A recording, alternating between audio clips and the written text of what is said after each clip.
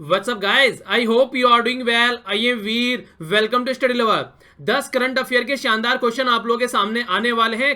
Question को देखते ही video को पॉज करना है, क्वेश्चन को अटेम्प्ट करना है और उसके बाद में आगे बढ़ना है। और कितना स्कोर आप लोगों को यहाँ पर आता है वो आप लोगों को चेक करने के बाद में नीचे कमेंट बॉक्स में लिखना है। और आप लोगों को अच्छे से प्रैक्टिस करके यहां तक पहुंचना है, ये आप लोगों का टारगेट है। क्योंकि गोल तक आप लोग जब तक नहीं पहुंचेंगे तब तक कोई भी प्रैक्टिस आप लोग करते रहिए, उसका कोई मतलब नहीं है। ठीक है, तो माइंड में आप लोग हमेशा गोल होना चाहिए और उसके हिसाब से आप लोग की प्रैक्टिस होनी चाहिए। ठीक है, तो टोटल मार्क्स कितने आ रहे हैं, भले ही 0 आए, चाहे 1 आए, चाहे 2 आए, आप लोगों को मार्क्स नीचे कमेंट बॉक्स में लिखने ही लिखने हैं। ओके, तो आइए आज का डिस्कशन स्टार्ट करते हैं। तो फर्स्ट क्वेश्चन देखते हैं, हमारा मैप बेस्ड क्वेश्चन है। जैसा कि आप सभी लोगों ने बोला था कि इंडियन मैप से भी कोई क्वेश्चन उठाया करूं, तो आप लोगों के सामने यहां पर छोटा नागपुर प्लेटू के बारे में, तो किस एरिया से बिलोंग करता है, मतलब कौन कौन से एरिया, कौन कौन से स्टेट को टच करता है छोटा नागपुर प्लेटू, ये आप लोगों के सामने क्वेश्चन है। नीचे कमेंट बॉक्स में आप लोग आंसर बताइएगा, उसके बाद में आगे आप लोग सोल्यूशन देखेगा। ओके, तो जो आंसर है इस क्वेश्चन का आंसर है यहां पर सी, झारखंड, उड़ीसा, वेस्ट बंगाल, बिहार और छत्तीसगढ़। थोड़ा आप लोग मैप में निहार लीजिए, पहले आप लोग ये वाला मैप देखिए। यहां पर आप लोग देखते हैं ये है छोटा नागपुर प्लेटू, ठीक है ना, इस वाले एरिया में देखने को मिलता है। थोड़ा और जूम करके मैप देखते हैं, ये आप लोग देख सकते हैं छोटा नागपुर प्लेटू यहां पर है और इसके नीचे महानदी रिवर आप लोगों को नजर आएगी। कई बार क्वेश्चन पूछ लिया जाता है कि महानदी रिवर छोटा नागपुर प्लेटू के साउथ में है या नॉर्थ में है, तो इस तरह के क्वेश्चन भी नॉर्मली आप लोगों को देखने को मिल जाते हैं। तो ये एरिया आप लोग याद रखिएगा। टोटल मिलाकर कितने स्टेट है यहाँ पर, 5 स्टेट है, झारखंड, उड़ीसा, वेस्ट बंगाल, बिहार और छत्तीसगढ़। मेन एरिया आप लोगों को नजर आएगा झारखंड में, बाकी का एरिया आप लोगों को टच करता हुआ नजर आएगा क्योंकि बाउंड्री की स्टेट है ये। ठीक है, तो आइडिया होना चाहिए। आगे बढ़ते हैं, क्वेश्चन को काफी ध्यान से पढ़िएगा, उसके बाद में आंसर देना है क्योंकि गलत कर सकते हैं स्टेटमेंट, काफी आप लोगों को माइन्यूट सी गलती भी आप लोगों का एक मार्क्स आप लोगों का डिडक्ट करा सकती है यहाँ पर। ठीक है ना, तो आप लोग देखिएगा यहाँ पर क्वेश्चन में बात की जा रही है डालमिया भारत लिमिटेड, जो ये कंपनी है, इसने अभी एमओयू साइन की थी मिनिस्ट्री ऑफ कल्चर के साथ में। रेड फोर्ट को और यहाँ पर ये है गंडीकोटा फोर्ट को, दोनों को अडेप्ट किया गया था अडेप्ट ए हेरिटेज प्रोजेक्ट के तहत। ठीक है, तो क्या स्टेटमेंट सही है, आप लोग ध्यान से पढ़िए। स्टेटमेंट सही है? नहीं, स्टेटमेंट सही नहीं है। यहाँ पर टूरिज्म मिनिस्ट्री है, ना कि कल्चर है। पहला तो ये है यहाँ पर, और ये वाला यहाँ पर कर्नाटक नहीं है, ये वाला यहाँ पर आंध्र प्रदेश है। ठीक है, तो फर्स्ट स्टेटमेंट यहाँ पर गलत हो गई। सेकंड स्टेटमेंट, प्रोजेक्ट ये क्या करेगा, ये टूरिस्ट फ्रेंडली डेस्टिनेशन डेवलप करेगा। मान लीजिए यहाँ पर बात की जा रही है जैसे लाल किले के या फिर इसके बारे में बात की जा रही है यहाँ पर, तो यहाँ पर एक ऐसा इन्वायरमेंट प्रोवाइड करवाएगा ताकि अगर टूरिस्ट को यहाँ पर आता है उसको कोई प्रॉब्लम ना हो। ठीक है, इसके अलावा मैप वगैरह प्रोवाइड कराएगा, इसके वगैरह ऐप वगैरह प्रोवाइड कराएगा ताकि कोई भी सर्च करे इसके बारे में तो डिटेल इंफॉर्मेशन यहाँ पर मिल जाए। ठीक है, तो सेकंड स्टेटमेंट यहाँ पर सही है, फर्स्ट स्टेटमेंट यहाँ पर गलत है। इस तरीके से कोई भी क्वेश्चन आप लोगों से बन सकता है। ठीक है, तो ये है आप लोगों के लिए आंसर हो गया यहाँ पर बी। ओके, आगे बढ़ते हैं। और हाँ, जो न्यूज में रहता है जैसे यहाँ पर बात की जा रही है इस फोर्ट की, तो आप लोगों को लोकेशन पता होनी चाहिए। रेड फोर्ट तो आप लोग सभी जानते हैं क्योंकि रेड फोर्ट हर 15 अगस्त को यहाँ पर जो हमारे प्राइम मिनिस्टर होते हैं वो स्पीच देते हैं, तो रेड फोर्ट के बारे में तो आप लोगों को नॉर्मली आइडिया होता है। क्वेश्चन इस तरीके से पूछा जाएगा जो कि आप लोगों को ज्यादा आइडिया नहीं है और ज्यादा जनरल चीज नहीं है। ठीक है, तो उसके बारे में आप लोगों को आइडिया होना चाहिए। आगे बढ़ते हैं, ध्यान से पढ़िएगा क्वेश्चन को, ध्यान से स्टेटमेंट देखिएगा, उसके बाद में क्वेश्चन को अटेम्प्ट करना है, तब आगे बढ़ना है। क्वेश्चन नंबर 3 देख लेते हैं, कौन सी स्टेटमेंट यहाँ पर करेक्ट है। बात की जा रही है यहाँ पर 3rd एडिशन, ये है यहाँ पर साइरुई लिली फेस्टिवल 2018, ये कंक्लूड हुआ है अभी यहाँ पर कौन से एरिया में, ये सिक्किम में कंक्लूड हुआ है, ये बोला जा रहा है। क्या ये सही है? स्टेटमेंट ध्यान से पढ़िए। सेकंड बात बोली जा रही है कि ये स्पॉन्सर्ड किया गया है किसके द्वारा, department of tourism, government of India के द्वारा।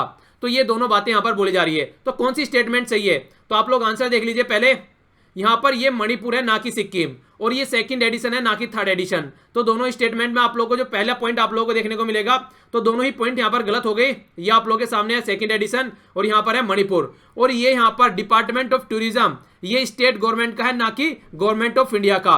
तो सेकंड स्टेटमेंट भी यहां पर गलत हो गई। ठीक है, ये आप लोग देख सकते हैं यहाँ पर ये बात की जा रही है, जो ये बात की जा रही है department of tourism, government of Manipur, ना कि सेंटर की बात की जा रही है यहाँ पर। तो जरा सी चेंज आप लोग का क्वेश्चन लेके डूब सकता है, आप लोग ध्यान से थोड़ा देखिएगा इसको। ठीक है, और यहाँ पर आप लोग देखते हैं ये स्टेट का फ्लावर भी है, मणिपुर स्टेट का फ्लावर भी है, स्टेट फ्लावर इसको बोल सकते हैं आप लोग। तो दोनों स्टेटमेंट क्या हो गई यहाँ पर गलत हो गई, तो आंसर क्या हो गया, डी। आगे बढ़ते हैं, क्वेश्चन नंबर 4 है आप लोगों के सामने, बात की जा रही है लॉन्गेस्ट सर्विंग चीफ मिनिस्टर, मतलब सबसे लंबे समय तक चीफ मिनिस्टर रहने वाले इंसान के बारे में बात की जा रही है। पवन चामलिंग, अभी इन्होंने क्रिएट कर दिया history, longest serving chief minister बन गए हैं मिजोरम के। क्या ये स्टेटमेंट सही है? ध्यान से पढ़िएगा।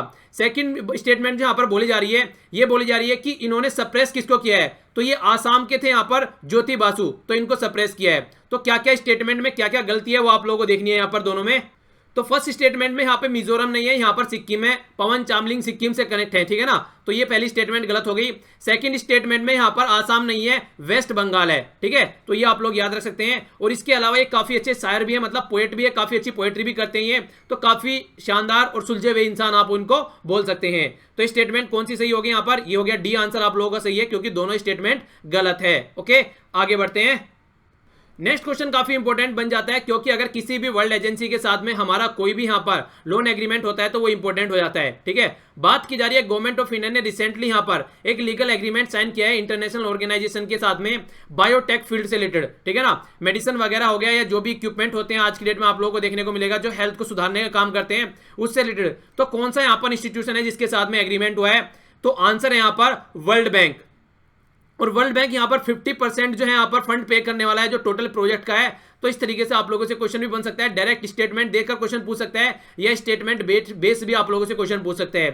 तो यहाँ पर वर्ल्ड बैंक के साथ में अभी एग्रीमेंट किया गया है ताकि रिसर्च एंड डेवलपमेंट करके और इसी के अलावा किस तरीके से क्या क्या यहाँ पर मेडिसिन और क्या क्या इक्विपमेंट मतलब अच्छे से शानदार तरीके से अपने बायोटेक फील्ड को हम लोग आगे बढ़ा सकें। ओके, तो टोटल मिलाकर 5 साल का यहाँ पर ये एग्रीमेंट है जिसके तहत यहाँ पर 50% जो है वो कॉस्ट जो है प्रोजेक्ट की प्रोवाइड कराई जाएगी वर्ल्ड बैंक के द्वारा। ओके, आगे बढ़ते हैं। नेक्स्ट क्वेश्चन है यहाँ पर कौन सी ऐसी सिटी है जिसने होस्ट किया है अभी Asia Pacific regional workshop of United convention to combat the desertification. तो जो डेजर्ट आप लोग देखते हैं जो उजड़ा हो जाता है जहां पर पेड़ वगैरह नहीं रह पाते हैं, तो उसको कम करने के लिए कौन सी ऐसी सिटी है जिसमें एशिया पैसिफिक की रीजनल ये वर्कशॉप हुई है कि किस तरीके से जो डेजर्ट बनता है जहां पर उजड़ा हो जाता है जहां पर पेड़ पौधे नहीं होते, तो उससे रिलेटेड बात की जा रही है। ये आप लोग देख सकते हैं, तो पेड़ को बढ़ाने की बात की जाती है, किसी तरीके से हम लोग पेड़ बढ़ा सकते हैं, ठीक है। तो UNCCD यहां पर है आप लोगों के सामने, United Nation convention to combat the desertification. तो आप लोगों को इसके बारे में आइडिया होना चाहिए। सिटी कौन सी है यहाँ पर, सिटी है न्यू दिल्ली, हमारी कैपिटल में आप लोगों को देखने को मिलेगा। यहाँ पर ये कन्वेंशन हुआ, ये वर्कशॉप हुई जिसके तहत यहाँ पर डिस्कस किया गया कि एशिया वाले रीजन में और पैसिफिक वाले रीजन में मिलाकर किस तरीके से हम लोग ये काम, ये जो डेजर्टिफिकेशन है पेड़ पौधे लगाकर ये किसी भी तरीके से हम लोग कम कर सकते हैं, तो उसके ऊपर डिस्कशन किया गया। ओके, तो आंसर है यहाँ पर न्यू दिल्ली, और न्यू दिल्ली में हुआ इसलिए और भी ज्यादा इंपॉर्टेंट हो जाता है हमारे लिए। आगे बढ़ते हैं। क्वेश्चन काफी इंपॉर्टेंट है और काफी प्रोटेस्ट भी हो रहा था इसको लेके, तो आप लोगों से क्वेश्चन डायरेक्ट बन सकता है। बोला जा रहा है नेशनल मेडिकल कमीशन बिल जो आ रहा था जो कि रिप्लेस करने वाला है मेडिकल काउंसिल ऑफ इंडिया को, तो उसके बारे में बात की जा रही है। तो नेशनल मेडिसिन कमीशन जो है वो एक सक्सेसर होगा मेडिकल काउंसिल ऑफ इंडिया का। क्या स्टेटमेंट सही है, जो कि एक इंडिपेंडेंसी आप लोगों को बॉडी देखने को मिलेगी, मेडिकल एडवाइजरी काउंसिल यहाँ पर आप लोगों के सामने है, ठीक है। तो क्या बात बोली जा रही है, क्या ये सही है यहाँ पर, तो स्टेटमेंट आप लोगों को ध्यान से पढ़नी है, ठीक है। तो नेशनल मेडिकल कमीशन जो है यहाँ पर आप लोगों को देखने को मिलेगा सक्सेसर होगा मेडिकल काउंसिल ऑफ इंडिया का, और जो यहाँ पर ओवरसीन यहाँ पर देखा जाएगा यहाँ पर किसके द्वारा, मेडिकल एडवाइजरी काउंसिल के द्वारा। बिल्कुल सही स्टेटमेंट बोली गई है। जी हाँ, आप लोगों को देखने को मिलेगा जो काउंसिल है उसको कन्वर्ट करके कमीशन बनाने की कोशिश की जा रही है, क्योंकि काउंसिल जो होती है वहां पर जो मेंबर होते हैं वो चुनकर आते हैं और कमीशन में अपॉइंट किए जाते हैं। तो गवर्नमेंट कंट्रोल करने की कोशिश कर रही है, इसीलिए यहाँ पर काउंसिल को कमीशन में कन्वर्ट कर रही है। काउंसिल और कमीशन में मोटा मोटा नॉर्मली यही डिफरेंस होता है जो मैंने आप लोगों को बताया कि कमीशन जो है वो कहीं ना कहीं अपॉइंट किया जाता है गवर्नमेंट के द्वारा, तो गवर्नमेंट के इशारों पर भी काम करता है काफी हद तक, पर लेकिन काउंसिल एक इंडिपेंडेंट बॉडी होती है, वो अपने हिसाब से काम करती है, कमीशन के बहकावे में, कमीशन के चक्कर में नहीं आती है। इसीलिए भी कई बार इस तरीके की स्टेटमेंट आप लोग यहाँ पर देखने को मिलती है, और इसीलिए यहाँ पर प्रोटेस्ट हो रहा था कि इंडिपेंडेंट बॉडी को यहाँ पर कंट्रोल करने की कोशिश की जा रही है गवर्नमेंट के द्वारा, ठीक है। नेक्स्ट स्टेटमेंट है कि कोई भी मेंबर यहाँ पर कॉमन नहीं होगा, ये MAC या फिर NMC, ठीक है ना, मतलब यहाँ पर है मेडिकल एडवाइजरी जो काउंसिल है या इसके साथ में है नेशनल मेडिकल कमीशन। ऐसा नहीं है, ये स्टेटमेंट गलत है, मेंबर कॉमन होंगे, ठीक है। तो ये स्टेटमेंट यहाँ पर गलत है, फर्स्ट स्टेटमेंट सही है, तो यहाँ पर आंसर हो गया A। ओके, पॉलिटी का क्वेश्चन है, पॉलिटी से रिलेटेड आप लोगों से सामने कोई क्वेश्चन आता है तो आप लोगों को पता होना चाहिए, और न्यूज में भी था ये, इसलिए इंपॉर्टेंट है। पॉलिटी के सारे लेक्चर आप लोग जाकर देख सकते हैं, यहाँ पर लिंक पर जो लिंक पर आप लोग यहाँ पर क्लिक करके, और डिस्क्रिप्शन बॉक्स में भी आप लोगों को लिंक मिल जाएगा, जिस किसी ने नहीं देखे वो जाकर देख सकते हैं। बात की जा रही है यहाँ पर जो राज्यसभा में प्रोसीडिंग होती है, तो कुछ आप लोगों को वर्ड देखने को मिलते हैं, special motion, question are, 0R, तो ये क्या सही में मैच कर रहा है जो सामने लिखा हुआ है। स्पेशल मोशन आप लोगों को देखने को मिलेगा, वो क्या होती है यहाँ पर, तो ये एक ऐसा मैटर होता है जो कि क्वेश्चन आर के ड्यूरेशन में नहीं पूछा जाता है, ठीक है। तो स्पेशल मोशन यहाँ पर निकल के आती है जिसके तहत यहाँ पर ये काम होता है, ठीक है। तो कोई क्वेश्चन ऐसा जो कि क्वेश्चन आर में न पूछा जाए, यहाँ पर स्पेशल मोशन उसके लिए आती है। क्वेश्चन आर क्या होता है, यहाँ पर क्वेश्चन पूछे जाते हैं मिनिस्टर से या फिर प्राइवेट मेंबर से, अगर प्राइवेट मेंबर भी बिल लेकर आता है तो प्राइवेट मेंबर से पूछे जाएंगे या फिर मिनिस्टर से पूछे जाएंगे। 0R क्या होता है, यहाँ पर मैटर्स राइज किए जाते हैं जो कि आप लोगों को देखने को मिलेगा यहाँ पर जो इमीडिएट इंपॉर्टेंस के होते हैं, ठीक है। तो बिना कोई प्रियर नोटिस के भी यहाँ पर इस तरीके यहाँ पर आप लोगों को देखने को मिलेगा बातें उठाई जा सकती हैं। मोटा मोटा आप लोगों को पता होना चाहिए, ये आप लोग देख सकते हैं 11 बजे से हमारी पार्लियामेंट की वर्किंग स्टार्ट होती है, तो लोकसभा 6 बजे तक चलती है और राज्यसभा 5 बजे ही खत्म हो जाती है। 11 से 12 तक यहाँ पर क्वेश्चन आवर होता है, 0 और 12 से 1 तक होता है, इसके बाद में लंच होता है। क्वेश्चन कई बार बन चुका है, इसके ऊपर भी पता होना चाहिए पूरा टाइम पीरियड आप लोगों को। क्वेश्चन आवर 0 आवर, उसके बाद में लंच होता है और उसके बाद में पूरी प्रोसीडिंग स्टार्ट होती है, डिस्कशन वगैरह। जब हमारे बिल को एक्ट में कन्वर्ट किया जाता है तो पूरा यहां पर आप लोगों को देखने को मिलता है, ठीक है। तो पूरा आइडिया आप लोगों को इसके बारे में होना चाहिए। तो जो तीनों स्टेटमेंट है, ये तीनों की तीनों स्टेटमेंट यहां पर सही है, करेक्टली मैच कर रही है। ओके, आगे बढ़ते हैं। 2017 का जो सारावती समन दिया गया उसके बारे में आप लोगों के सामने क्वेश्चन है। तो यहां पर नाम आप लोग याद रख सकते हैं, ऐसी इंपॉर्टेंट पर्सनैलिटी के नाम कई बार पूछ लिए जाते हैं।